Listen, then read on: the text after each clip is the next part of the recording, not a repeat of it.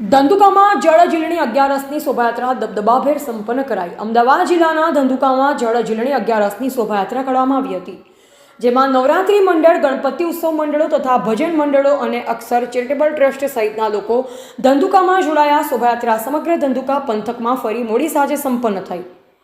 અમદાવાદ જિલ્લાના ધંધુકા શહેર ખાતે ગઈકાલના રોજ બપોરે 11:30થી રામટેકરી ધંધુકાથી જળઝીલણી ઠાકોરજીની પાલખી શોભાયાત્રા કરવામાં આવી અને આ પ્રાચીન અને ઐતિહાસિક શ્રી જળઝીલણી શોભાયાત્રાનું દબદબાભેર સફળતાપૂર્વક ઉજવણીનું આયોજન રામટેકરી પરમ પૂજ્ય મહંત શ્રી તથા સર્વ હિન્દુ પરિવાર દ્વારા કરવામાં આવ્યું।